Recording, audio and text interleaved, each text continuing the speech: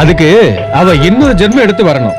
இங்க பாரு நண்பா, நான் கோர்ட்ல போய் உட்கார ஆரம்பிச்சு 22 வருஷம் ஆச்சு. இது வரைக்கும் எத்தனையோ IAS, IPS, IFS எல்லாம் நான் பாத்துட்டேயா. இவளுக்கு மட்டும் என்ன கொம்ப உடைச்சிருக்கு. பசங்களா அவங்க என் கூட என் வீட்டுல தான் இருக்காங்க. எனக்கு எந்த சிரமமும் இல்ல. நீங்க நிம்மதியா உங்க வேலையை மட்டும் பாருங்க. Good night. அமெரிக்காவில இருந்து போன் வந்தது இல்ல? அவங்களுக்கு பண பலமும் அதிகார பலமும் நிறைய இருக்கு. அவங்க கிட்ட விளையாட விவகாரம் ஆயிடும். அது இருக்கட்டும், நம்ம பசங்க சாப்பிட்டாங்களா? அவங்களுக்கு எதுவும் வேண்டாமா? சிக்கன் நான் எடுத்துக்கிறோம்யா. சிக்கன் நல்லா இருக்கு சார். என்னையாங்க நாய் குலைக்குது? அது ஒண்ணும் இல்ல சார். இங்க பாரியா, ஒழுங்கா டியூட்டி பாரு, தூங்காத. சரி சார். போலீஸ்காரங்க ஜாதி இல்ல. வேணும்னா நம்மள மிரட்டுறதுக்கு அவங்க ஆள் அனுப்புவாங்க. வாங்க சாப்பிடுவோம். அது சரி, எதுக்கு அந்த DAG போலீஸ் ப்ரொடெக்ஷன் வேணுமான்னு என்கிட்ட கேட்டிருப்பா.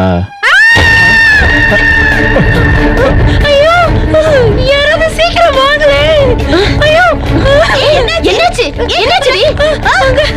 என்னாச்சு? அங்க போய் என்ன என்னாச்சு?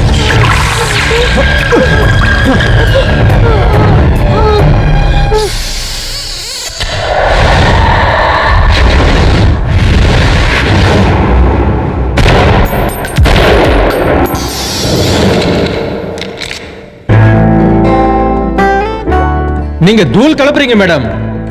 என்ன சொன்னீங்க? இல்ல, சரியான ஃபார்ம்ல இருக்கீங்கன்னு சொன்ன மேடம். என்ன பண்றது, டைம் கிடைக்கும் போதெல்லாம் பிராக்டிஸ் பண்ணலனா ஷூட் பண்ணும்போது கை நடுங்கும். ஐஜி சார் வந்திருக்காரு மேடம். அவசரமா உங்களை பார்க்கணும்னு சொன்னாரு. சார் உட்காருங்க. எனக்கு தெரிஞ்ச வரைக்கும் இந்த கேஸ் ஆக்சிடென்ட்டோ இல்ல தற்கொலையோ இல்ல. accurately designed, professionally executed planned murder. Planned மர்டரா? கொலை செய்யப்பட்ட இந்த லிண்டாங்கிற பொண்ணு ரூம்மேட்ஸோட சேர்ந்து கூத்தடிக்கிறதும் கெஸ்ட் ரூம்ல போய் தூங்குறதும் வழக்கமாயிடுச்சு. ஆனா இந்த பொண்ணு தூங்கிட்டு இருக்கும்போது எதுக்காக எழுந்து டெரேஸ்க்கு போனான்றது இன்னும் புரிய மாட்டேங்குது. அது மட்டும் இல்ல, டெரேஸ்ல ஏதோ பெரிய ஸ்ட்ரகிள் நடந்திருக்கு. அந்த பொண்ணுங்களோட பழக்க வழக்கம் எப்படி? Any drug habits? அத நாங்க இன்னும் ஸ்டடி பண்ணிட்டு தான் இருக்கோம் sir. Did you go through the postmortem report? சார், போஸ்ட்மார்ட்டம் ரிப்போர்ட்ல இருக்கிறது நம்பவே முடியல சார். ஒரு விஷயம் எனக்கு புரியவே மாட்டேங்குது. எஸ்ஐ அன்வர் பொண்ணுங்களை என்கொயரி பண்ணும்போது லிண்டாவை யாரோ ரேப் அட்டன் பண்ணாங்கன்னு, அதோட அவ பிரெக்னெண்டா இருந்தான்னு சொல்லிருக்காரு. போஸ்ட்மார்ட்டம் ரிப்போர்ட்ல அப்படி எதுவுமே சொல்லல. அப்படி இருக்கும்போது எதுக்காக தேவையில்லாம இவர் இப்படி ஒரு கதை விட்டுருக்காரு? எதுக்காக இந்த கேஸ்ல அவரு இவ்வளவு ஆர்வமா இருக்காரு? அது சார் புரியல. அவர் எனக்கு கொடுத்த ரிப்போர்ட்லயும் கேஸ் டைரியிலயும் பிரைம் சஸ்பெக்டோட இடத்துல செக்யூரிட்டி பத்ரனும் லிண்டாவோட பாய் ஃப்ரெண்ட் விவேக் பேரும் தான் எழுதிருக்கு. இப்போ சமீபத்துல ஆக்சிடென்ட்ல இருந்தானே அந்த பையன் தானே? ஆமா சார், அதுவும் ஒரு பைக் ஆக்சிடென்ட்ல. அந்த பொண்ணுங்களை பத்தி தனிப்பட்ட விஷயங்கள் ஏதாவது தெரியுமா? அவங்களுக்கு யாராவது எதிரிகள் இருக்காங்களா? அவங்கள பழி வாங்குற அளவுக்கு யாராவது இருக்காங்களா? அவங்க சின்ன வயசுல இருந்தே ஹாஸ்டல்ல தான் சார் வளர்ந்தாங்க. அந்த அளவுக்கு பிரச்சனையானவங்களும் இல்ல. எக்கச்சக்கமான பணம் இருக்கு செலவு பண்றதுக்கு. அப்புறம் lack of parental affection, that's all. வைராக்கியம் இவங்களுக்கு எதிராக யாருக்கும் இருக்கிற மாதிரி தெரியல. பேரண்ட்ஸ் எல்லாரும் நல்ல இன்ஃப்ளூயன்ஸ் இருக்கிறவங்க.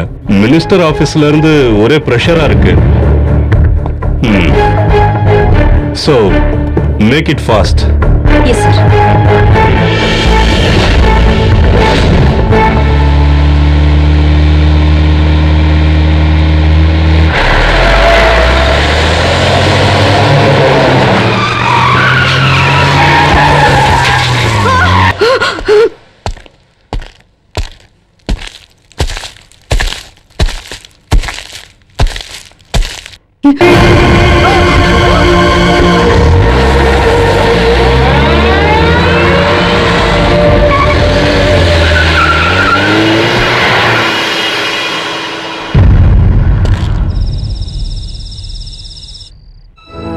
അവിടെ എങ്ങനെ വന്നു?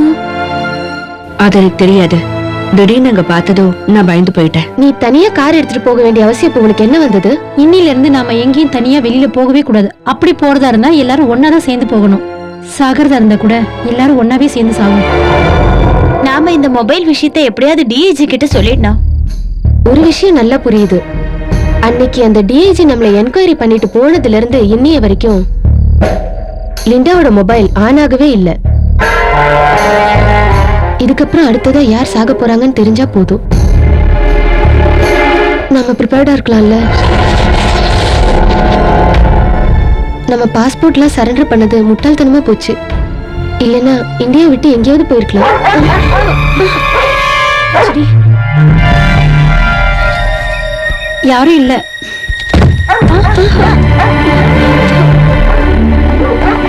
வெளியே போய் பார்க்கலாம் வாங்க.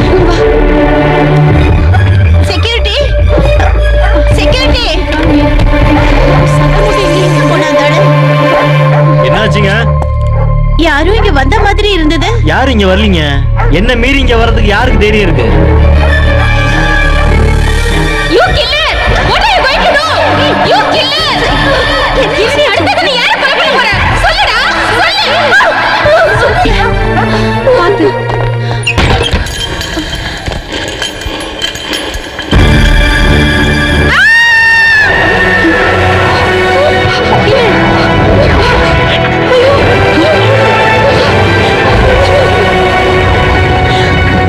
ஓகே. எனக்கு ஒருத்தர் மேல சந்தேகமா இருக்கு. யாரு? ப்ரொஃபசர் ரவீந்தர்.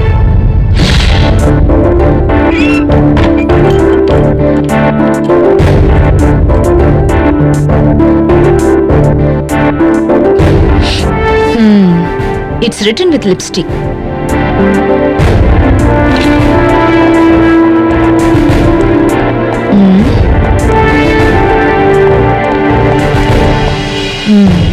இதுக்குள்ள அவ்வளவு ஈஸியா யாராலையும் வர முடியாது.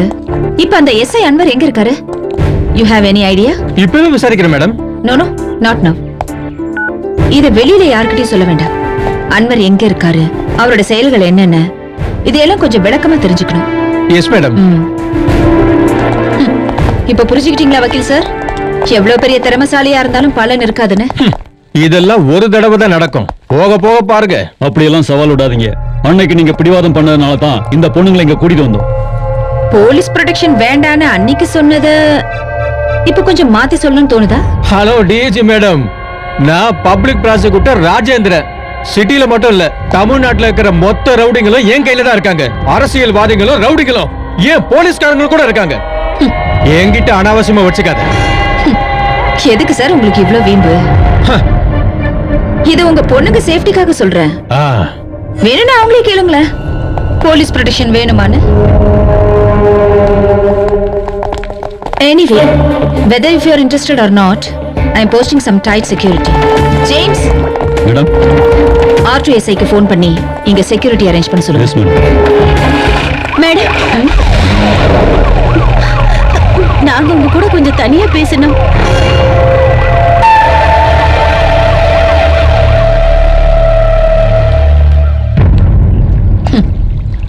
என்னென்ன முட்டாள்தனம் பண்ணிருக்கீங்க நீங்களா? இந்த மொபைல் விஷயத்துல லிண்டாவோட மரணம் நடந்த அன்னைக்கே சொல்லி இருந்தா ஒருவேளை உங்களோட ஃப்ரெண்ட்ஸ் அந்த 3 பேரை நீங்க காப்பாத்தி இருக்கலாம். அதோட அந்த கொலைகாரன் இப்போ எங்க கஸ்டடியில இருந்திருப்பான். ஆக்சிடென்ட் நடந்தது யாருக்கும் தெரிய வேண்டானதா நாங்க போனை பத்தி பேசல.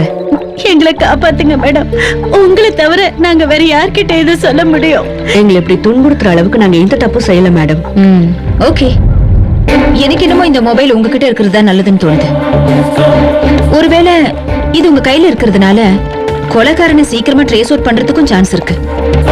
அண்ட் ஒன் மோர் திங், இது என்ன தவிர வேற யாருக்கும் தெரியக்கூடாது.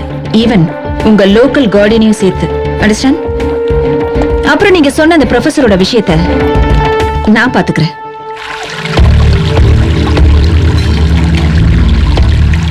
பத்து வருஷத்துக்கு முன்னாடி என் ஒய்ஃப் இறந்ததுக்கு அப்புறம் நான் இங்க தனியா தான் வாழ்ந்துகிட்டு இருக்கேன். பாருக்கெல்லாம் போக மாட்டேன். நான் குடிக்கிறதா இருந்தா தனியா தான் குடிப்பேன். அப்படியே பழகிட்டேன். தூக்கம் வராத ராத்திரில கார் எடுத்துக்கிட்டு அப்படியே போவேன். சில சமயம் பீச்சு கூட போய் அப்படியே உட்கார்ந்துருப்பேன். கொஞ்ச நேரம் தான். நைட் டியூட்டி பார்க்குற போலீஸ்காரங்க எத்தனையோ தடவை என்ன அங்க பார்த்துருக்காங்க. அப்படி நான் போகும்போது ஹாஸ்டல் முன்பக்க வழியா தான் நான் போய் ஆகணும். அதை தவிர வேற வழி இல்லை. நீங்க ஏடிஎம் கார்டை பத்தி கேட்டீங்கல்ல, சொல்றேன். 27/1/2010 கால வரையின்றி பேங்க் எல்லாம் ஸ்ட்ரைக்ல இருந்தது. அது உங்களுக்கே தெரியல மேடம். அதனால ஏடிஎம் மிஷின்ல பணம் ஃபில் பண்ண மாட்டாங்கன்னு நினைச்சு பீச்ல இருந்து திரும்பி வர வழியில கொஞ்சம் கேஷ் எடுத்துக்கிட்டேன். ஆனா என்ன டைமுக்கு எடுத்தேன்னு ஞாபகம் இல்ல. மேடம், டீ சாப்பிடுங்களா? No thanks. ப்ரொஃபசர், நீங்க புத்திசாலித்தனமா பேசுறீங்க. எந்த சந்தேகத்துக்கும் இடம் இல்லாம நீங்க ஒரு நியூராலஜி ப்ரொஃபஸருங்கிறதுக்கும் மேலா ஒரு லீடிங் அண்ட் கன்னிங் கிரிமினல் லாயரா தான் எனக்கு தெரியுறீங்க. குட். இன்னொரு சந்தேகம் கூட கேட்டுக்கிறேன். கேளுங்க. அளவுக்கு அதிகமா வேர்க்கிற நோய் இருக்கிறதா கேள்விப்பட்டிருக்கேன். அப்படி ஏதாவது உங்களுக்கு இருக்கா என்ன? What do you mean? பீச்ல குளிரான கடல் காத்துல இருந்துட்டு நைட் டைம்ல ஏசி காரை ஓட்டிட்டு வந்து ஏசி இருக்கிற ஏடிஎம் குள்ள போகும்போது சாதாரணமானவங்க இந்த அளவுக்கு வேர்த்து அவஸ்தைப்பட மாட்டாங்கன்னு தோணுது. நம்பிக்கை இல்லனா இந்த விஷயத்தை பாருங்களேன்.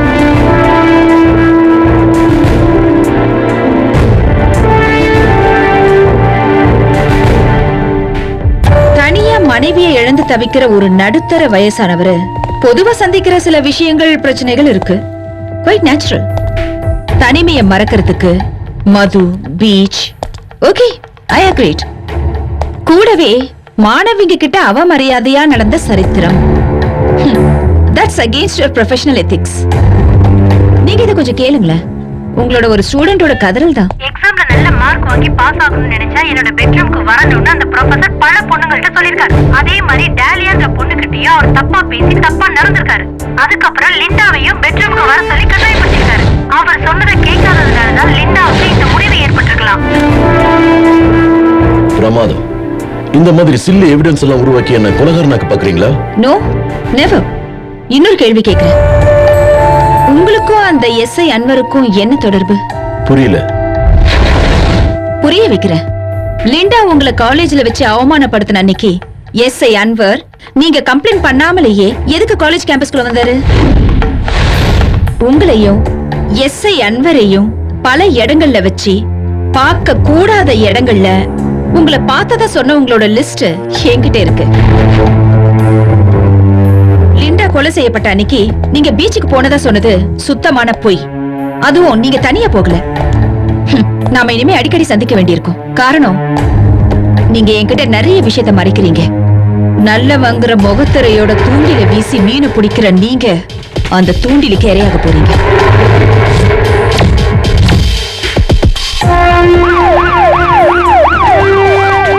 மிஸ்டர் ஆண்டனி, இந்த வீட்டு மேல எப்பவும் ஒரு கண்ணு இருக்கட்டும். எல்லாரையும் அலர்ட்டா இருக்க சொல்லுங்க. வெல், ப்ரொஃபஸரோட பிளட் சாம்பிளும் ஃபிங்கர் பிரிண்ட்ஸும் உடனே கிடைக்க ஏற்பாடு பண்ணுங்க. Do it immediately. Yes, madam. Okay?